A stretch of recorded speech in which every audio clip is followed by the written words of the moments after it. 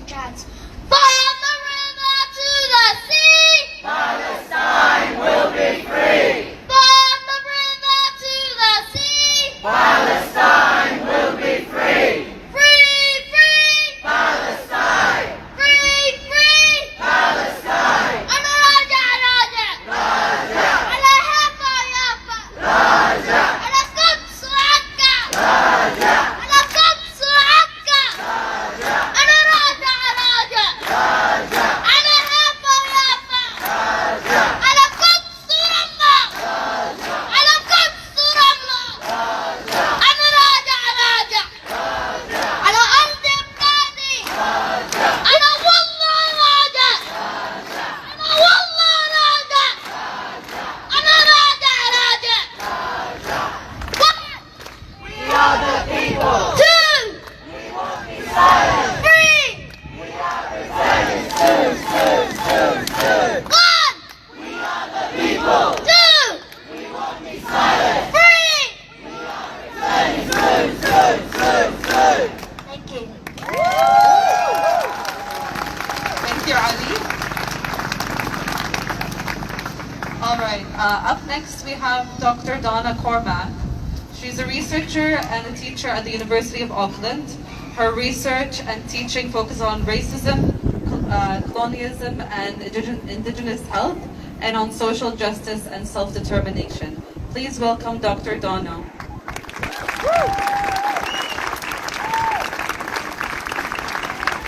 Tēnei te mihi aroha kia koutou I runga I te āhuatanga o te rā nei.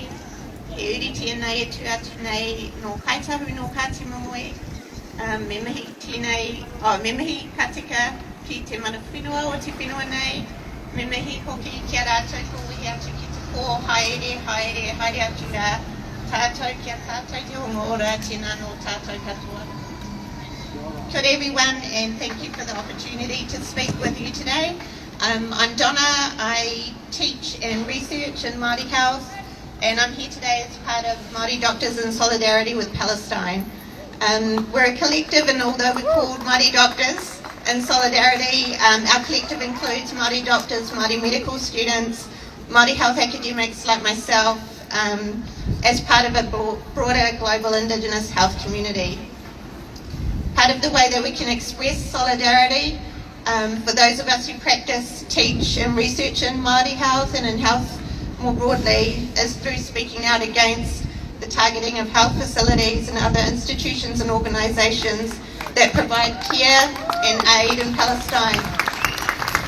Speaking out against the abduction and killing of health workers and first responders, and against the horror that is playing out in hospital after hospital after hospital. We mourn for the lives of those killed and for their families.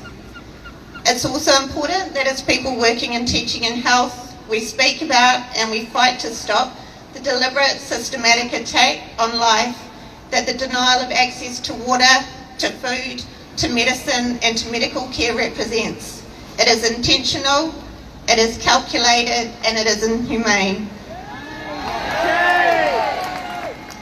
Christopher Lockyer, Secretary General of Medicine Sans Frontières, said recently, I've seen medics who have themselves been displaced multiple times, living in tents, yet showing up to work every day and retraining to treat malnutrition after being a specialist in intensive care units, learning how to treat malnutrition as it's the first time that they have seen these cases in their hospitals. On the 5th of April, the UN Office for the Coordination of Humanitarian Affairs reported that over 50,000 children under 5 are estimated to be acutely malnourished in northern Gaza. More than 30% of children under 2 years have severe wasting, which is the most dangerous and life-threatening form of malnutrition. And we know that malnutrition also has longer-term effects for people's health. Palestine is being starved. Food has long been used as a tool in colonialism. The destruction of food sources, the displacement of people from lands and sites of cultivation, the rationing or the complete withholding of food. These are colonial tactics that have been used in Palestine and in other places that have endured imperialist, colonialist invasions. We know these tactics to be deliberate. They are designed to kill, and where they do not kill, they are designed to make people so unwell that they cannot survive. Forced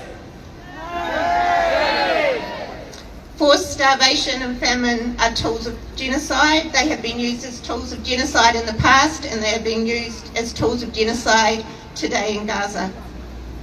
Many health organisations and agencies here like to talk about health equity, about Indigenous health, about public health, about the social determinants of health, the things that we need to be well. There are lots of policy statements, there are strategies and frameworks that make commitments to these things. And we're part of international agreements and commitments that say what is happening now should never happen. But what good is it for us to teach and research about these things if we do not actually stand up for them? What good is advocating for the right to health and the right to the fundamental right to life in the abstract or in the classroom if we do not actually stand up for it in material ways every day? So if we say we're about Indigenous health here, then we need to be about it everywhere. If we understand racism and settler colonialism as drivers of health here, then we need to struggle against it everywhere. So we must continue to speak up and stand up, to call on our colleagues and health organisations and institutions in New Zealand to be true to the words and commitments that they make about health. We need to find the spaces where we can do the work and make a contribution. We need to continue to call for an immediate permanent ceasefire, for the immediate granting of visas, for the immediate and safe access to food, water and medicine, to the end of the occupation of Palestine. And we need to do this until Palestine is free.